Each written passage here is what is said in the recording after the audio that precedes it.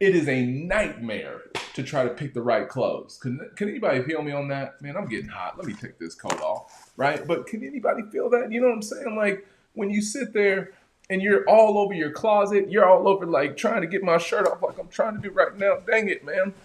We're gonna get this thing off. I'm not even gonna edit this part off. It's just too hot up in here, man.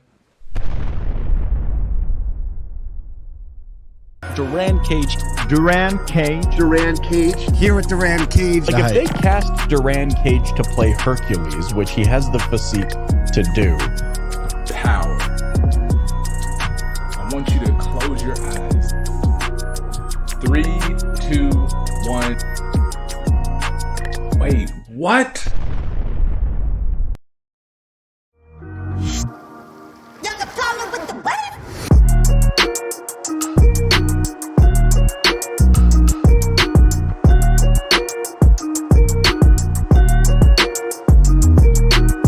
Hello and welcome to the 7-Bar Show and Experience. Some people might call it a podcast. I'm not willing to call it anything yet because I want to make sure that I'm consistently showing up.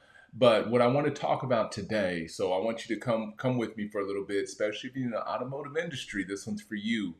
And we're going to talk about how to have the best 5 months using these 5 tips in your CRM. So I'm going to say it again, how to have the best 5 months in the automotive industry using your CRM. So here we are, we're entering August, September, October, November, December, 5 months. So let's cap this thing off the right way. So I've got some great things. I've got my notes right here. But if you don't have a pen and paper, come join me on this. Take some notes. Give me some feedback in the comments too. I want to hear back from you.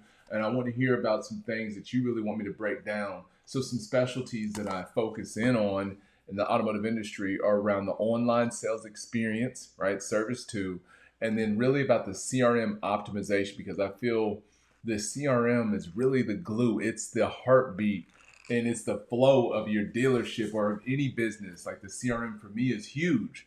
And so we're going to go through some 5 key areas that I want to make sure that you optimize, you get them ready to go to make sure that you have the best 5 months to close out 2023. So are we ready? You got your pens, you got your papers ready? Okay, let's get into it. So number 1, I'm going to encourage you to review your online and your phone up processes, your showroom too. But I talk about the online experience and the phone experience the most because that's where most of our customers come from. You know, you're talking about 70 to 75% of our opportunities come through digitally, online. So let's make sure in our CRM that those processes are optimized and ready to go. So what does this mean? What do you mean, are they optimized? So I'll give you an example. So in your CRM, when an opportunity comes in, let's say from a trade-in vendor, this could be Trade Pending, this could be Kelley Blue Book, Edmunds, whichever one that you use, okay? And so when that customer goes in and fills out their information online, it's gonna come through your CRM. When that process comes in, what does that flow look like? So for some dealerships, if they have the default in there, it might trigger out the wrong things talking about, hello, Mr. Customer or Mrs. Customer, when would you like to come in for a test drive? And from a consumer standpoint, that doesn't even make sense because you went online to do what? To fill in your trade-in valuation. Yet the communication that you're getting from the sales team is all around what? Securing an appointment to do what? Test drive a vehicle when really you're curious about selling your vehicle. The customer is curious about selling their vehicle or getting a trade-in. So we want to make sure we optimize that process and set up the right things. Like a couple of examples that I would encourage you to do is make sure when a trade-in offer is submitted that it alerts not just the internet person that receives it, but the sales manager, specifically the used car manager or your inventory manager. They should get a notification on a device like this every single time they get an opportunity, because some people might, I'm thinking of, let's say Mr. Ray is really looking for a 2015 to 2019 Toyota Tacoma or something like that. Well, if the internet person is so focused on setting an appointment on something, maybe that's not here, or maybe the car's been sold that the customer wanted to look at.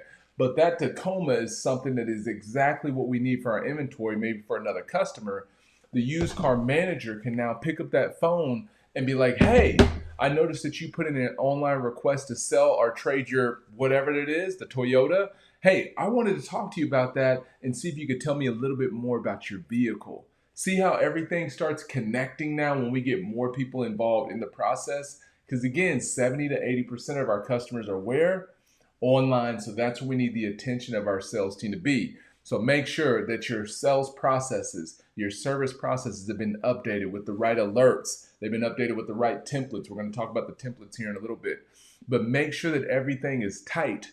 So if an opportunity comes from TrueCar, Auto Trader, Kelly, whatever sources they come from, make sure the sales process is tied to and personalized to that one. Or you can literally ditch all processes and encourage your team to be 100% personalized the whole way.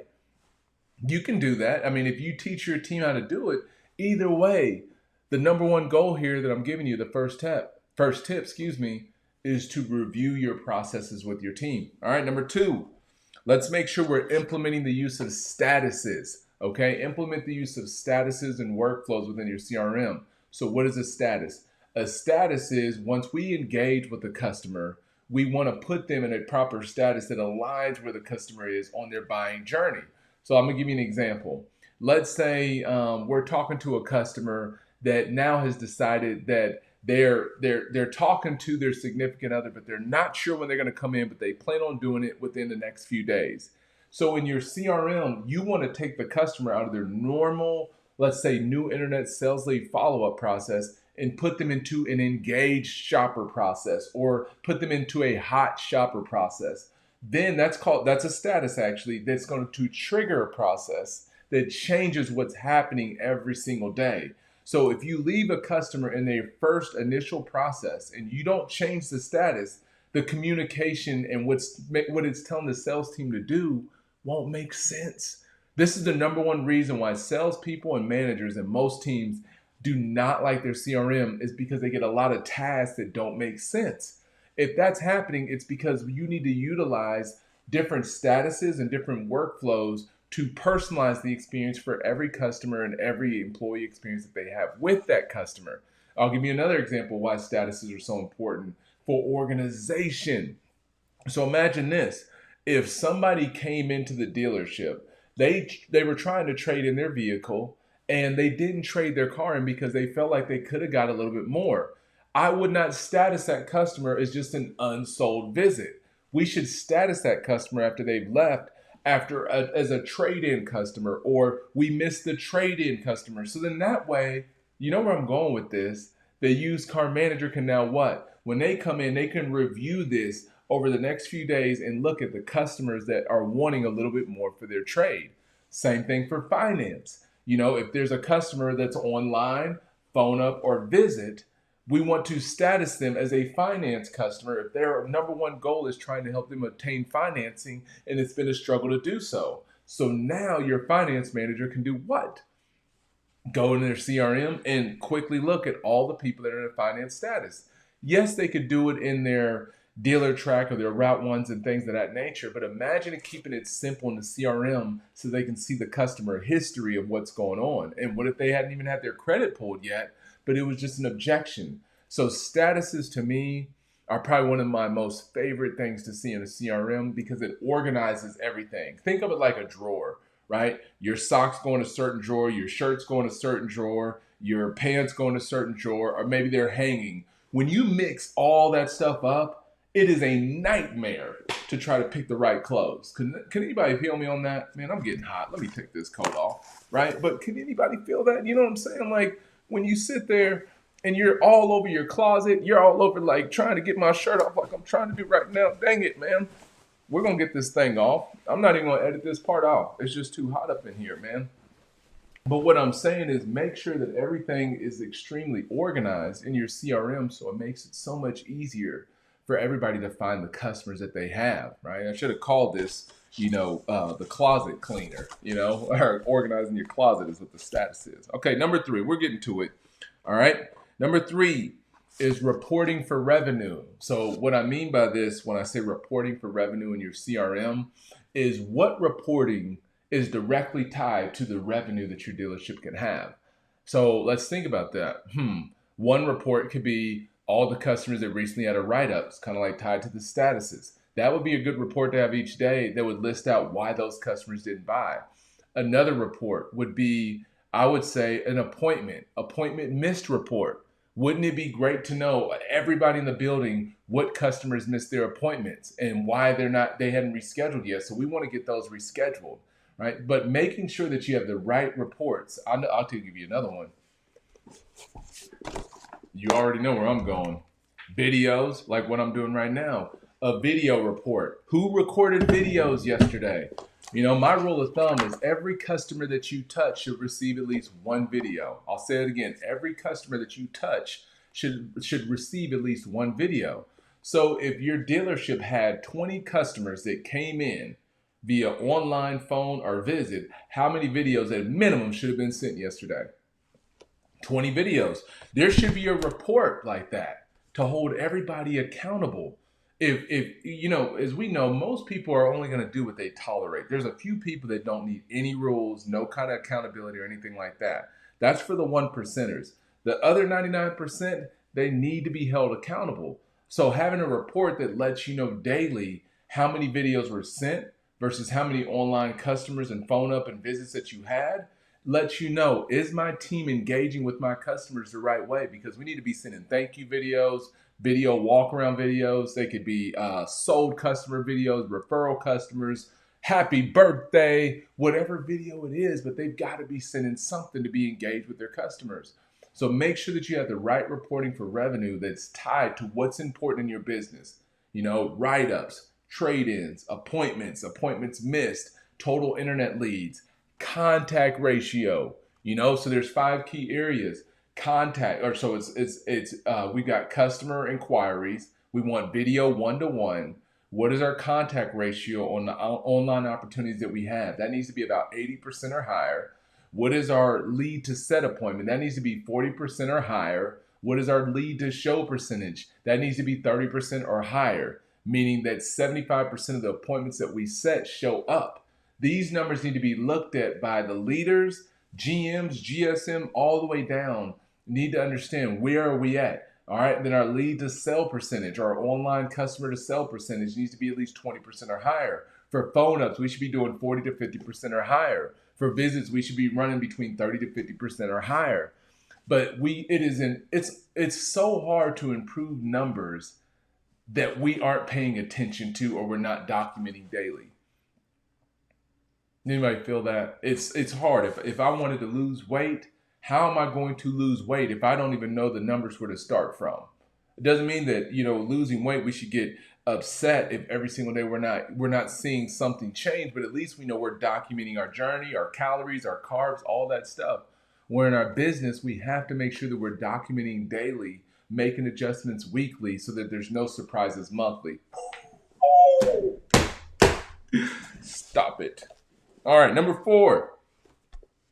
For your CRM, 5 tips for your CRM. Number 4 is templates and automation update. So what I mean by templates, I want to encourage you, if most of your templates are 99% Word, I want to encourage you to update your templates and implement pictures and videos. Why, Durran? I'm so thankful that you asked me that, as me asking myself in third person.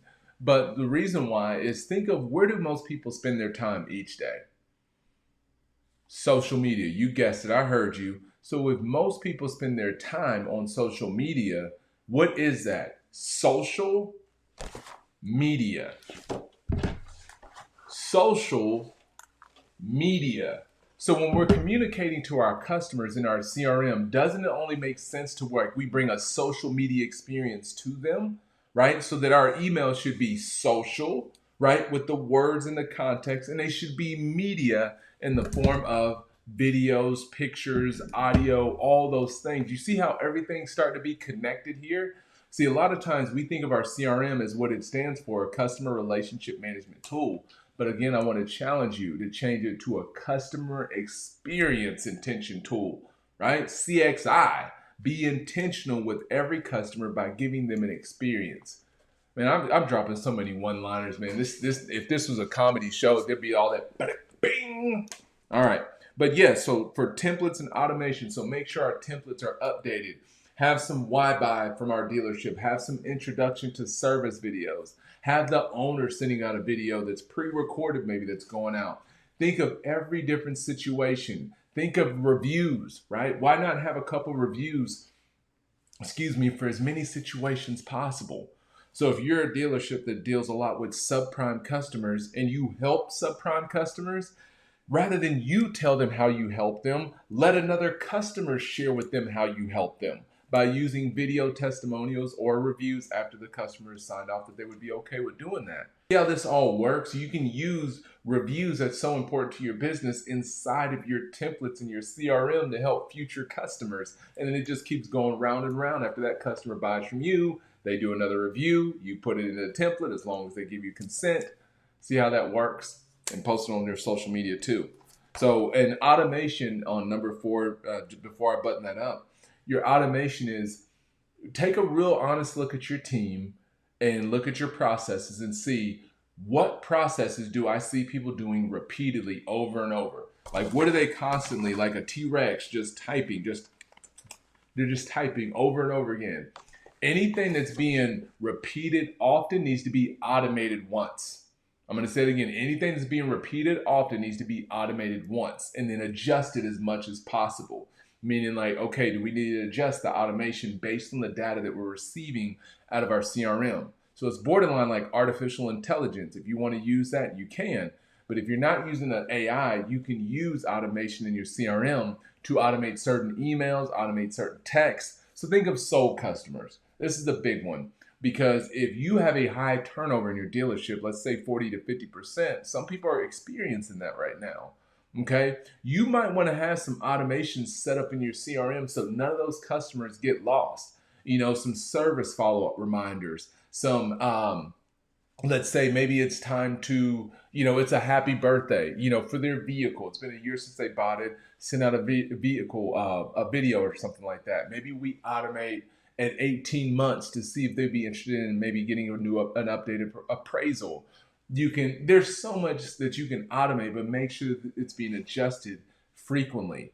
Again, if you have customers that are not engaged after 30 days after they put in an online inquiry, you might not need to be calling them, texting them, and emailing them every single day. So look at where the experience drops off for your team, implement automation from there. Right? But make sure the automation feels like personalization. Cool? Number 5, the last one, prioritize the flow of the day. I saved the best for last in your CRM. So what I mean by that, prioritizing your day, is a lot of people in the CRM, what I'll notice is they kind of come in, and this is normally what you'll see, especially with internet teams. We come in, we take care of any new leads or anything like that. Salespeople come in and button up any deals they need to. And then the next thing after that, they go straight after what? Their tasks. You said it, their to-dos. That is not a great strategy because most CRMs do not list the priority of how customers should be handled in the CRM. So if all they're doing is focus on completing tasks, all we're going to get is the results of employees completing tasks. Can I say that one more time? If all we're focused on is making sure that employees complete tasks, all we're going to get is a bunch of tasks that are completed. They're not focusing on generating business. The way you get them to generate business is you put your employees back in control and put them in the driver's seat of the CRM by utilizing the things that we talked about, utilizing their reporting, utilizing video, utilizing their statuses. All those things have to come into play to help the team come in and organize and prioritize the right customers. Durran, what are you talking about? Slow down. Okay.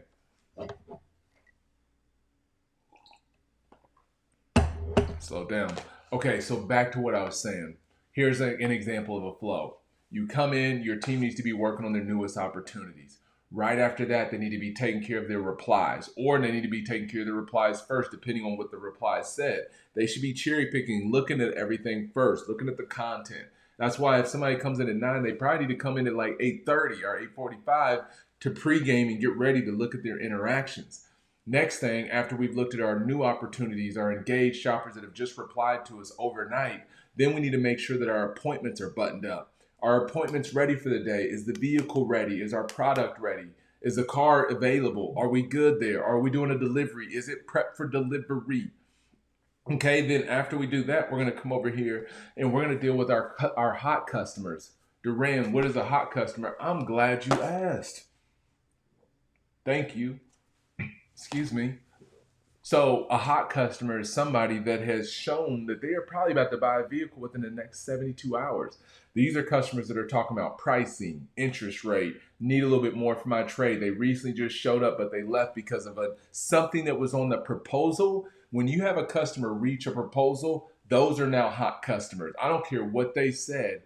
Everybody has to dial in and do whatever they can. It's that save an experience. It used to be save a deal. Leadership teams every single day need to be having save an experience meeting where they review anybody that was in here recently, electronically or physically, that had to deal with anything that had to do with what was on a proposal. Okay? Price, trade, interest rate, payments, all these other things out the door. Those need to be reviewed frequently and often as much as possible. So after we've done our hot customers and our prioritization, now we're going to turn our engaged shoppers that they hadn't really touched the proposal stuff yet, but they're engaged enough that we know they're about to get there and they haven't committed to an appointment. These customers need to be status specifically in the CRM as an engaged shopper or a working shopper where they're kind of like in that middle of the road, but we've got to get them to the next level. These are the customers I'd say send heavy videos to as well, pictures, testimonials and reviews, things that think of things that there's a book called They Ask You Answer by Marcus Sheridan, and those are the perfect customers because there's something that they're asking you that maybe they hadn't even asked you yet that you need to go ahead and answer up front. It's the best way to take care of an objection is before an objection even comes, baby. Right? So we want to make sure that whatever a customer is thinking about or that they ask, we over-delivering on answering. Okay? So then after we've done our engaged shoppers, now we're going to go to the customers that we need to touch on a weekly basis, a bi-weekly basis, a monthly basis. I like the statuses. I got one of the statuses that we use for our clients called Cold as Polar Bear's Toenails. That came from Outcast. But anyways, if you're still here with me, then you know you're ready to change the game in your CRM. Matter of fact, you probably are already changing the game in your CRM. So hats off to you. So the number one goal now is to get the whole dealership to come around. The whole business has to understand and roll in the same direction in the CRM. That's what creates so much success. Because think of it this way, leaders. When your employees are off, and let's say they're off for 2 or 3 days, maybe one took ill or they're on vacation. When you know the flow of the CRM and everybody's been status, you can have anybody step into that CRM and just pick up where that employee left off. Does everybody feel me? Because we're all rowing what? In this. But when everybody's focused on tasks, what happens? They're focusing on their own tasks, and then when they see somebody else's, they're just going to be focused on doing what?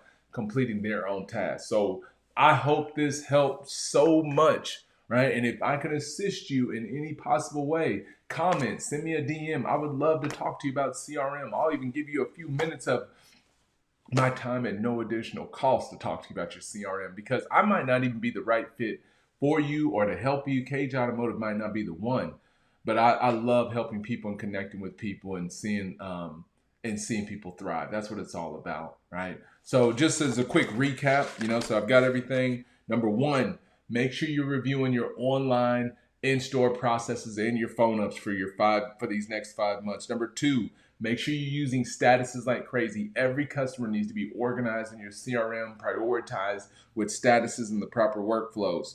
Number three, make sure your reporting is set up right. Reporting for revenue. What are the most important things that leaders you need to be looking at daily? Salespeople, internet people.